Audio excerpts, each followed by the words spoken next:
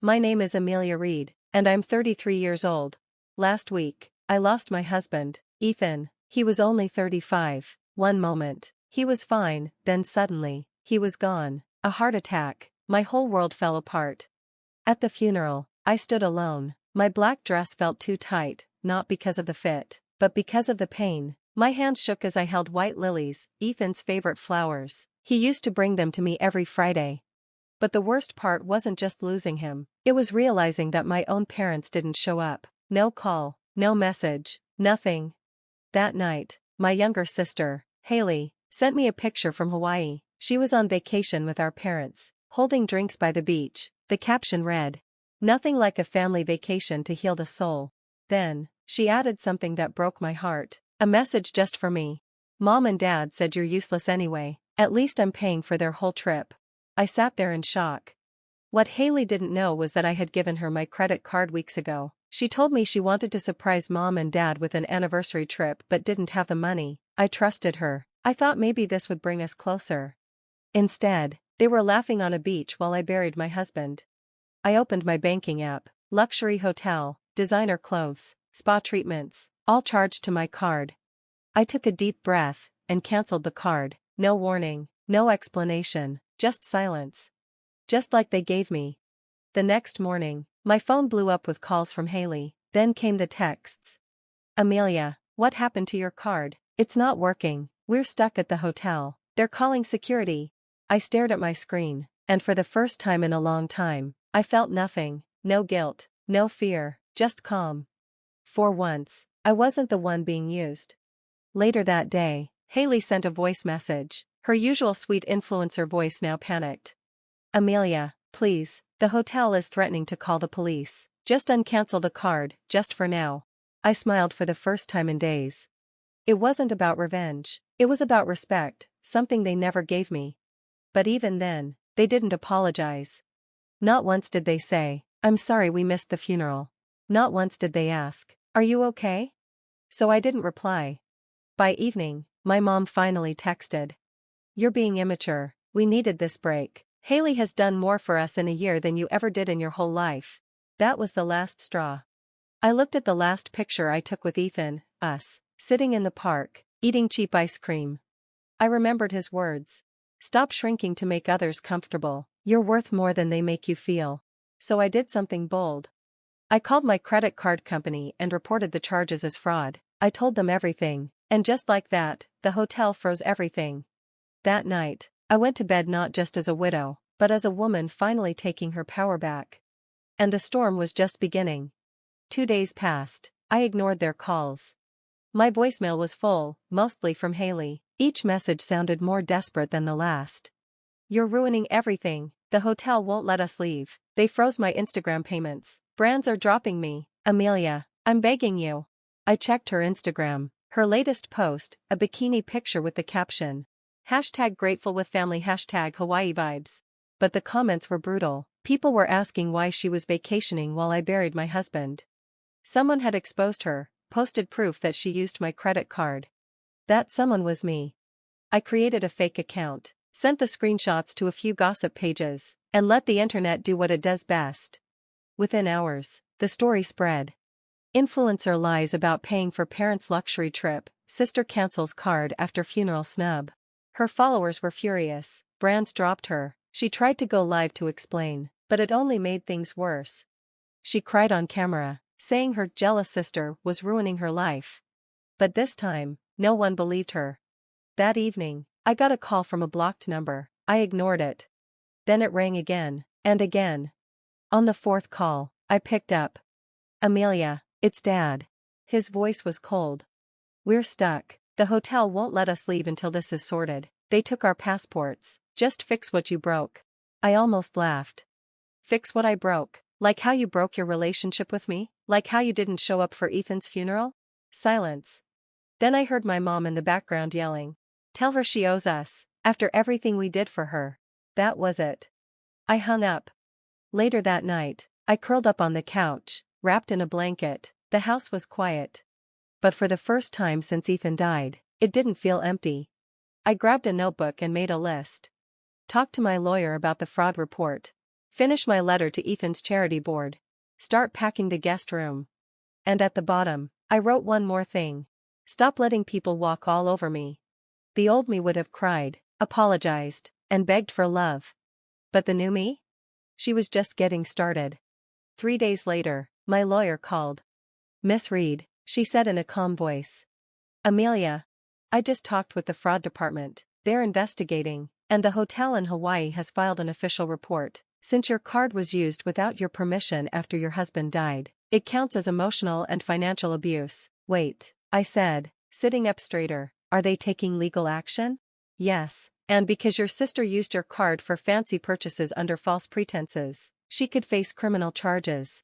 I blinked in shock. It was hard to believe that Haley, who always got her way with a fake smile and perfect videos, might finally face consequences. That evening, news spread online. A small entertainment blog ran a story titled, Influencer and Her Parents Detained at Airport for Fraud Investigation. I opened the article and saw a photo, Haley, red-faced and yelling at airport staff, while my parents stood behind her, looking tired and angry. The caption read, officials stopped them while returning from Hawaii because of an open fraud claim involving thousands in unpaid hotel charges. My phone buzzed with messages from old acquaintances. One read, I can't believe how badly they treated you. You deserve better. Another said, so proud of you for standing up for yourself. That took guts. I didn't reply to most of them, not because I didn't appreciate it, but because I was still trying to understand that I, Amelia Reed, the quiet one, had just taken down 3 people who had belittled me for years. The next morning, I received a thick envelope in the mail with no return address. Inside was a letter from Ethan's lawyer marked private, for Amelia only. My hand shook as I opened it. It was a letter Ethan had written months before he died, a just-in-case document he asked his lawyer to send if anything ever happened to him. It began in his handwriting. My sweet Amelia. If you're reading this, I'm so sorry. I always thought I'd have more time, but I need you to know that you were the best thing that ever happened to me. I held the letter to my chest, tears welling up, but then I read the next part that made me stop breathing. I know how your family treats you. I saw it more than once, even if you tried to hide it. That's why I opened an account in your name, separate from everything else. It's yours, free and clear. Use it to rebuild. Use it to start over. You deserve a life with people who truly value you. One more thing, you'll find something in the safe deposit box that might explain why Haley always hated me. I stared at the letter in shock. There was so much more, and I finally felt ready to uncover everything. The following morning, I drove to the bank. Ethan had left the branch name and the key in a small envelope taped to the back of the letter, something I had never noticed before. That was just like him, quiet, thoughtful, and always protecting me when I didn't know I needed it. At the bank, a woman led me to a small private room. A few minutes later, she returned with a safe deposit box, placed it in front of me, and left me alone. My hands trembled as I turned the key and opened it. Inside, there were 3 items, a small velvet pouch, a sealed manila envelope, and a USB drive labeled "Watch this if anything happens to me." I took a deep breath and opened the pouch first. Inside was a simple gold locket. I recognized it immediately. It was the same locket Haley used to wear in high school. She had said she lost it on a school trip, but inside the locket was something new, a tiny folded photograph of Ethan sitting at a cafe booth, holding hands with Haley. My stomach churned. Next, I opened the manila envelope. Inside were printed emails and screenshots of private messages between Ethan and Haley. At first, they looked friendly, but soon the tone changed. Haley admitted, I know, I messed up. I didn't mean for it to go that far, but you picked Amelia. I never should have let it happen. And Ethan replied, we were both young. It was a mistake, but I love Amelia. I always did. Please don't hurt her to punish me. I sat back in shock. It turned out Haley and Ethan had a past before I even met him, and Haley had held on to it like a grudge for years. No wonder she always looked down on me, rolled her eyes when I brought Ethan to family dinners, and pretended to support me while making snide comments. It all made sense now. She had been trying to ruin my happiness from the start, not just because I married Ethan, but because he chose me over her. Finally, I picked up the USB drive and plugged it into my laptop when I got home. A short video started playing. It was Ethan, sitting in his office. If you're watching this, Amelia, then I'm gone. I need you to know that I never kept secrets from you, except this one. I didn't tell you about what happened with Haley because it was over long before you and I met, but I could tell she never forgave me, or you. I didn't want it to ruin what we had, but if she ever tries to hurt you, I want you to have the truth." He paused, then smiled softly. "I knew she might one day come for you, but I also knew you'd fight back, and when you do, know that I'm proud of you, always." I shut the laptop, wiped away my tears, and looked out the window. Haley had tried to destroy my peace, she used my money, mocked my pain, and trampled over my grief, but now I had proof, and I had power. This time, she wouldn't get away so easily. I waited a full day before acting, not because I was unsure or scared, but because I wanted to be completely in control of what happened next. Haley had spent years pretending nothing bothered her, posting staged photos, fake captions about family love, and acting generous while secretly hurting others. But now, I had something she couldn't hide, the truth. I printed out the emails, and I saved Ethan's video and even kept a copy of the locket with the photo. Then I called a brand manager I knew from an old friend. Haley had just signed a deal with their company for a beauty campaign. "Hi, this is Amelia Reed," I said calmly. "I think you need to see something before you continue working with Haley." I sent over the screenshots and explained the fraud case and my family situation. It didn't take long. Within hours, the company posted a statement online. "We are pausing all collaborations with Haley Brooks pending further investigation into serious allegations." That evening, my phone rang. It was Haley. I answered. "What the hell is wrong with you?" she screamed, her voice high and frantic. "You're ruining my life. First the credit card, now this. You're obsessed with tearing me down." I didn't shout back. I simply said, "You did this to yourself. I'm just holding up a mirror." She bitterly laughed. "Oh, come on. Are you really going to bring up the past? You knew Ethan loved you. What happened before you met him doesn't matter. But what you did after does," I said coldly, "using my grief, stealing my money, mocking me while I buried him, that matters." After a long silence, I added, "And just so you know, I have the video, the emails, and the photo. I suggest you back off, or next time I won't just send it to a brand, I'll send it to your followers." She fell silent. I could hear her heavy breathing, angry and trapped. Finally, she hung up. I leaned back in my chair, my heart pounding, not from fear, but from relief. I had spent most of my life being quiet and polite, always the reasonable one, but grief changes you, and sometimes it wakes a part of you that has been asleep for too long. The next day, I met with Miss Parker, my lawyer. "I want to move forward," I said. "Fraud charges, every cent they used, I want it all back." Miss Parker nodded. "We'll build the case with everything you've given us. They don't stand a chance."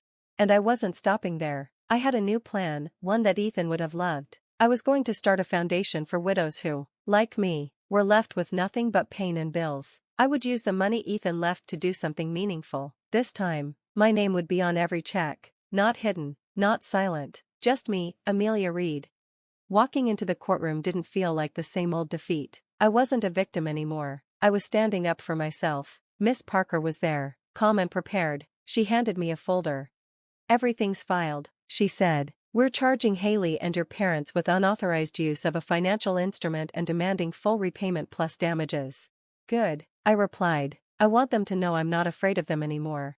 The judge agreed to review the case for a full hearing. In the meantime, the court froze Haley's assets, including money from her social media sponsorships. My parents tried to reach out through mutual family friends. They didn't apologize. Instead, they twisted the story, saying I was overreacting, breaking down, or trying to punish the family because of grief. But their words no longer mattered. The law was on my side. Later that week, I was sitting at a cafe near the courthouse when my phone buzzed from an unknown number. I hesitated before picking up. "Hi, is this Amelia Reed?" asked a woman's voice. "My name is Dr. Michelle Lawson. I run a national support network for women recovering from grief and abuse. I read about your story online. I just wanted to say, you're inspiring people." My heart skipped a beat. "I also saw your plans for a foundation. If you're serious, I'd like to help. We've been looking for someone to join our national program, someone with real experience and the courage to speak up." I blinked. "You want me to join your team?" "Yes, I think you'd be an incredible speaker, maybe even a regional director. If you're interested, we can talk more." It felt unreal. Just a few weeks ago, I was alone at Ethan's funeral, unsure if I'd ever feel like myself again. Now, someone was telling me I mattered, that my voice mattered. "I'd love to talk," I said softly. That night, I lit a candle beside Ethan's picture. "I think you'd be proud." I whispered. I'm finally becoming the woman you always believed I could be. The day of the hearing came quickly. I wore a simple navy blue suit, strong and confident. The kind of outfit Ethan said made me look like I owned the room. And today, I intended to. Across the courtroom sat Haley and my parents. My mother's lips were tight with forced grace. My father looked exhausted. And Haley? She hid behind dark sunglasses indoors. The courtroom was small, quiet, but filled with tension. The judge reviewed the documents my lawyer submitted, the credit card records, hotel reports, emails, and Ethan's video. We had everything. Miss Parker stood and spoke clearly. This isn't just about stolen money. This is about betrayal, manipulation, and taking advantage of a grieving widow when she was at her most vulnerable. I didn't cry. I didn't flinch. I simply nodded at the judge. After a short break, the judge returned with a decision.